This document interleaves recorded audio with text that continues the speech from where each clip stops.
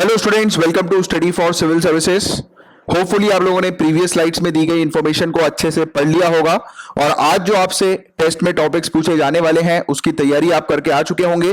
तो हम लोग टेस्ट को शुरू करते हैं, but before that guys let me tell you कि अब से टेस्ट का टाइमिंग थोड़ा सा शिफ्ट हो गया है।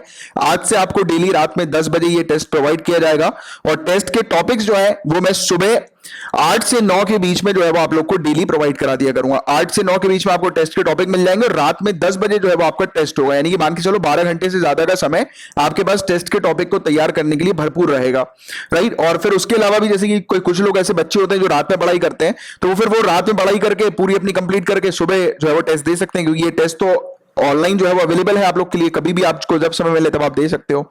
इसके अलावा शाम में 7 बजे भी आप लोग के लिए एक नया इनिशिएटिव हम लोगों ने शुरू किया है। यूपीएससी सिविल सर्विसेज की अगर आप तैयारी कर रहे हैं तो शाम में 7 बजे आपको टॉप यूपीएससी के क्वेश्चन जो है वो डेली हम लोग प्रोवाइड करा रहे हैं, राइट। और बाकी ये टेस्ट सीरीज तो आपकी चली रही है फ्री वाली। तो चलिए अब समय ना वेस्ट करते हुए टेस्ट को आपका शुरू करते हैं। All the very best. सबसे पहला क्वेश्चन आपके सामने आ चुका है। अब देखिए इस करंट अफेयर्स में यूनाइटेड नेशन पीस कीपर्स की कई बार बात हुई है, तो उससे रिलेटेड मैंने आपके सामने एक क्वेश्चन रखा है। तीनों में से करेक्ट स्टेटमेंट क्या है, फटाक से बताइए। पहले स्टेटमेंट में लिखा है कि यूनाइटेड नेशंस पीस कीपर जो है वो फोर्सेस का उपयोग नहीं करते। इनका मेन मकसद क्या होता है कि पीस और स्टेबिलिटी को इंश्योर करना। ये पहले स्टेटमेंट में लिखा है। दूसरे स्टेटमेंट की बात करें, इनको ब्लू बैरेट्स कहा जाता है। तीसरे स्टेटमेंट में लिखा है कि यूनाइटेड नेशन चार्टर के अकॉर्डिंग हर एक सदस्य जो है इसका यूनाइटेड नेशन पीस कीपिंग का हर एक मेंबर स्टेट जो है उसको लीगली वो ऑब्लिगेटेड है, यानी कि उसको ये लीगल है कि उसको अपना रिस्पेक्टिव शेयर पीस कीपिंग के लिए देना पड़ेगा। यानी कि उसकी ये यूनाइटेड नेशन पीस कीपिंग को कंटिन्यू रखने के लिए जो फंडिंग की आवश्यकता होती है, तो फंडिंग के लिए मेंबर स्टेट्स को अपनी फंडिंग देनी पड़ेगी। उनका मेंबर स्टेट का जितना भी पर्टिकुलर शेयर है उसके हिसाब से फंडिंग उनको अपनी देनी होगी। तो देखो तीसरा statement is correct, second statement is also correct, first statement is incorrect. Why incorrect, गलत क्यों है? क्योंकि देखो यहां पर मैंने क्या लिखा है कि ये फोर्सेस का उपयोग नहीं करते हैं। गाइस हमेशा ऐसा नहीं है कि ये फोर्सेस का उपयोग नहीं करेंगे, इसमें जब वक्त आता है तब ये फोर्सेस का भी उपयोग करते हैं। तो ये पीस कीपर जो है इनका उद्देश्य तो पीस एंड स्टेबिलिटी को मेंटेन करना है, बट ये फोर्सेस का भी उपयोग करते हैं, राइट। तो ये मैंने आप लोगों को डेली करंट अफेयर्स में पढ़ाते समय इसको भी एक्सप्लेन किया हुआ था। तो इसका correct answer will B 2 and 3। 2 and 3 will be the correct answer. Got it. अब सेकंड स्टेटमेंट आपके सामने आ गया है। करेक्ट पेयर आपको चूज करना है। इस तरफ कुछ लोकेशंस लिखी गई हैं और इस तरफ आपके सामने यानी कि वो इस तरफ नाम लिखा हुआ है इस लोकेशन का और वो कहां पर लोकेटेड है, तो वो इस तरफ यहां पर मेंशन्ड है। स्टेट लिखी हुई है या फिर कंट्री का नाम लिखा हुआ है। तो फटाक से बताओ कि इसका क्या करेक्ट आंसर होगा, जल्दी से बताओ।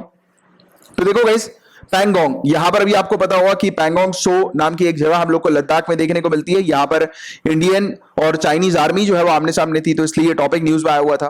तो ये पहला जो है वो बिल्कुल करेक्ट है। दूसरे की बात करें जुबालैंड, जुबालैंड हम लोग को सोमालिया में देखने को मिलता है। यहां पर ये विवाद हुआ था, आप लोग को पता होगा, राइट। तो ये जुबालैंड को लेकर पूरा विवाद हम लोग को सोमालिया के अंदर देखने को मिल रहा था, तो वो मैंने आपको एक्सप्लेन भी किया था पहले। तो ये जो है वो सेकंड इनकरेक्ट है। थर्ड वैली ऑफ मून, जो चंद्रमा की जो घाटी है वो कहां पर है, वो जॉर्डन में है, ना कि सोमालिया में। तो ये मैंने इसको इंटरचेंज कर दिया था। तो 2 और 3 गलत है, बाकी सब इसमें सही है। 1 and 4 will be the correct answer. इसमें ये हम लोग को देखने को मिलता है, ये वाला पास जो है वो केरला के अंदर ही है। तमार सिरी पास हम लोग को केरला के अंदर देखने को मिलता है। इसका भी जिक्र अभी करंट अफेयर्स में मई के महीने में हुआ था। तो the correct answer will be 1 and 4 only. अब बताइए जल्दी इसमें से तीनों स्टेटमेंट में से कौन सा स्टेटमेंट आप लोग को यानी कि इसका आंसर क्या सही होगा, जल्दी से बताइए इसका क्या सही आंसर है। तीनों देखिए इसको, फटाफट बताइए।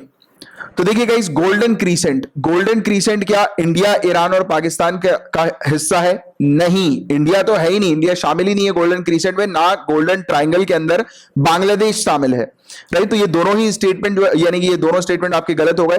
ट्रैवल बबल जो हम लोग को देखने को मिलता है कोरोना वायरस लेकर ये स्ट्रेटेजी थी। एस्टोनिया, लाटविया और लिथुआनिया में हम लोग को देखने को मिली थी। तो ये ट्रैवल बबल वाला तो बिल्कुल करेक्ट है, but the correct answer will not be 3, the correct answer will be 1, 2। क्यों? क्योंकि क्वेश्चन में इनकरेक्ट पेयर पूछा है आपसे, ठीक है। इसलिए मैंने स्टार्टिंग में बताया नहीं आप लोग को वाली चीज, क्योंकि हर बार मैं बताऊंगा तो फिर एग्जैक्टली जो है वो आप लोग को कैसे पढ़ना है उसकी आप तैयारी नहीं कर पाओगे। तो अब से यहां पर पूरा देखने की कोशिश करो।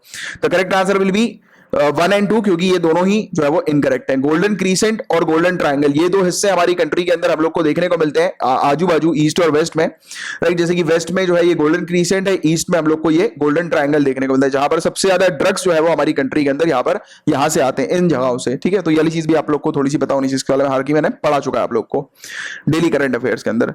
चौथे में करेक्ट पेयर आपको चूज करना है। इस तरफ कुछ टाइगर रिजर्व रखे हुए हैं, किसी हिल का नाम लिखा हुआ है, ये भी एक वाइल्ड लाइफ सेंचुरी लिखी है, ये एक ट्राइबल ग्रुप का नाम लिखा हुआ है, तो इसके सामने इसकी लोकेशन लिखी है कि ये कहां कहां पर है। जल्दी से बताइए क्या इसका करेक्ट होगा आंसर, 1 2 3 4 में से कौन सा करेक्ट है, फटाफट बताइए। ये चारों ही बिल्कुल करेक्ट हैं, चारों ही करेक्ट हैं, हम लोग को देखने को मिल रहा है। ये तडोबा अंधारी टाइगर रिजर्व जो है ये महाराष्ट्र के अंदर आता है, चिमूर हिल्स भी महाराष्ट्र के अंदर है, और Dehing Patkai wild life sanctuary Assam के अंदर है, कटकरी ट्राइब ये भी महाराष्ट्र और गुजरात के अंदर हम लोग को ये जनजाति देखने को मिलती है। चारों ही बिल्कुल करेक्ट है, इसके बारे में भी मैं आप लोग को पढ़ा चुका हूं। पांचवा क्वेश्चन आपके सामने है, करेक्ट स्टेटमेंट बताना है, इन दोनों में से कौन सा स्टेटमेंट करेक्ट है। मेरा पानी मेरी विरासत स्कीम क्या ये हरियाणा सरकार के द्वारा लॉन्च की गई है, शुरू की गई है? इसका मेन ऑब्जेक्टिव क्या, पानी को बचाने से रिलेटेड हम लोग को देखने को मिल रहा है। मेरा पानी मेरी विरासत, मेरा पानी मेरी विरासत, क्या पानी वाटर को कंजर्व करने से रिलेटेड ये स्कीम हम लोग को देखने को मिल रही है। तो देखो इसका जो करेक्ट आंसर होगा that will be one only, क्योंकि ये स्कीम वाटर कंजर्वेशन से रिलेटेड नहीं है, क्रॉप रोटेशन को प्रमोट करने से रिलेटेड ये स्कीम हम लोग को देखने को मिलती है। क्योंकि हरियाणा के अंदर वाटर टेबल कम होता जा रहा है और हरियाणा की सरकार ने ये स्कीम लेकर आई है, क्योंकि किसान जो है वो पैडी जो है उसको ना उगाए, जो धान है उसको ना उगाए, दूसरे क्रॉप्स वगैरह उगाए, जिससे कि वाटर टेबल जो है वो हरियाणा का मेंटेन हो सके। ठीक है, तो ये मेरा पानी मेरी विरासत, इसमें पानी जो है वो आप लोग को कंफ्यूज कर सकता है, और इसी चीज को लेकर यूपीएससी भी ऐसी कंफ्यूजन आपके दिमाग में क्रिएट करेगी। हालांकि मैं इस टॉपिक को पढ़ाते समय आप लोग को इससे अलर्ट किया था, जो मेरे रेगुलर स्टूडेंट्स होंगे तो उन्होंने इस टॉपिक को पकड़ लिया होगा। अगेन करेक्ट पेयर चूज करना है, कमिटीज से रिलेटेड ये हम लोग को देखने को मिल रहा है, सुमरी वाला committee, Kasturi Rangan committee, treaty of Versailles और ओपन स्काई ट्रीटी। तो इसका जो करेक्ट आंसर होगा वो क्या करेक्ट आंसर होगा, जल्दी से आप लोग बताएंगे मुझे, what will be the correct answer, जल्दी से बताइए क्या इसका करेक्ट आंसर है। तो गाइस देखो इसके जो करेक्ट आंसर है ना, ये 1 2 3 और 4 ये चारों ही इसके करेक्ट आंसर है। हालांकि मैंने यहां पर जो लिख दिया है वो 2 3 4 लिखा हुआ है, वो एक्चुअली क्या मैंने सोचा था कि उसको ऊपर वाले को मैं चेंज कर दूंगा, बट मैं करना भूल गया, राइट। बट आपने जिनने ऑब्वियसली बात है जिनने ये पढ़ा होगा तो उन्हें 1 2 3 4 करेक्ट आंसर ही लिखा होगा। मैंने तो आपको वैसे भी बाद में बताया, तो इसका कोई सेंस बनता ही नहीं है, राइट। तो 1 2 3 4 ये चारों ही बिल्कुल करेक्ट आंसर है। सुमरी वाला कमेटी ओलंपिक से रिलेटेड है, कस्तूरी रंजन कमेटी कई बार हम लोग इसके बारे में देख भी चुके हैं, वेस्टर्न घाट से रिलेटेड है, ट्रीटी ऑफ वर्साइलिस ने एस्टैब्लिश किया था International Labour Organization, open skies treaty जो है ये हम लोग को देखने को मिली थी कि 1992 के अंदर जो कोल्ड वॉर का एरा चला था तो उस समय एरियल सर्विलांस सिस्टम के तौर पर ये ट्रीटी बनाई गई थी। ठीक है, तो ये वाली चीज आपको पता होनी चाहिए, और इंडिया इस ट्रीटी की मेंबर नहीं है। अब आगे की बात करें हम लोग, तो इसका जो करेक्ट आंसर है, इसमें पीडीएफ जो है वो मैंने फॉरवर्ड कर चुकी है, तो इसमें आप लोग बच्चों इसका एक काम करूंगा, मैं रुक जाओ, अभी पीडीएफ जो है वो उसको आप तक नहीं पहुंचाने दूंगा, अभी के अभी तुरंत उसको कैंसिल करता हूं, इसमें मैं 1 2 3 4 मार्क कर दूंगा। ठीक है, अब 7वां क्वेश्चन आपके सामने आ गया है, तीनों में से करेक्ट स्टेटमेंट बताओ, कौन सा स्टेटमेंट करेक्ट है, फटाफट बताओ। Bug bounty program, bug bounty program, क्या ये प्रोग्राम आरोग्य सेतु से रिलेटेड था, आरोग्य सेतु ऐप से रिलेटेड था, जल्दी से बताओ। और क्या ये प्रोग्राम टारगेट करता है कि आरोग्य सेतु ऐप के अंदर जितने भी वल्नरेबिलिटीज यानी कि जो भी उसके अंदर प्रॉब्लम्स है, बग्स वगैरह हैं, तो उसको आइडेंटिफाई करने के लिए क्या ये प्रोग्राम लाया गया था? जैसे कि एप्लीकेशन वगैरह में नहीं होते लूप होल्स वगैरह, बग्स वगैरह, जिससे हैकर्स वगैरह होते हैं वो हैक कर लेते हैं कुछ भी बग वगैरह ढूंढ के, तो क्या ये उससे रिलेटेड था? हाँ, उसी से रिलेटेड था। The first statement will be correct.